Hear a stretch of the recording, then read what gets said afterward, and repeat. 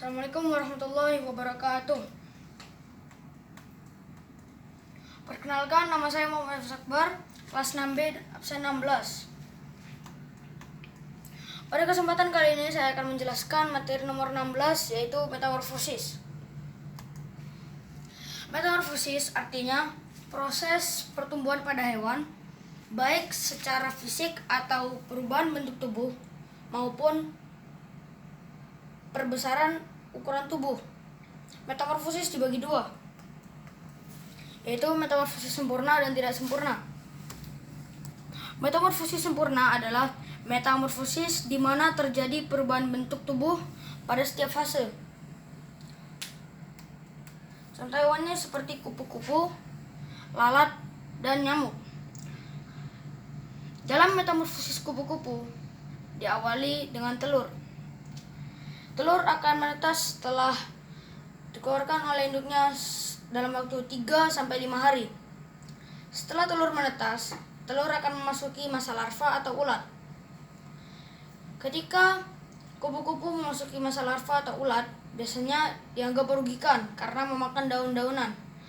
Namun daun-daunan itu merupakan sumber protein bagi mereka untuk tumbuh dan membentuk pupa dan membuat diri mereka menjadi kupu-kupu.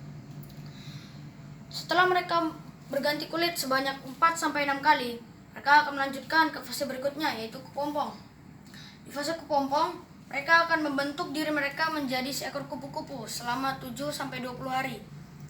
Setelah fase kepompong selesai, kupu-kupu akan keluar dan menjadi seekor imago atau hewan dewasa.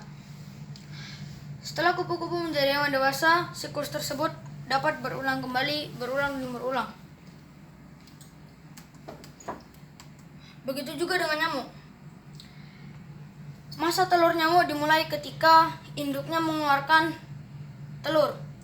Telur nyamuk biasanya berjumlah 100-300 buah dalam satu perairan, dan ukurannya biasanya 0,5 mm. Lalu mereka melanjutkan ke masa larva, yang di sini merupakan jentik-jentik. Mereka biasanya hidup di perairan dan memakan hewan-hewan kecil untuk memperbesar tubuh mereka dan mempercukup kebutuhan selama mereka di dalam kepompong atau pupa. Selanjutnya mereka akan membentuk pupa atau kepompong di air yang sama, dan setelah beberapa hari mereka akan keluar menjadi seekor nyamuk dewasa dan mencari darah jika nyamuk betina untuk melanjutkan siklus tersebut. Begitu juga dengan lalat. Lalat juga mengalami fase yang sama, bedanya hanya di dalam fase telur. Induknya biasanya bertelur di tempat yang kotor. Mengapa di tempat yang kotor?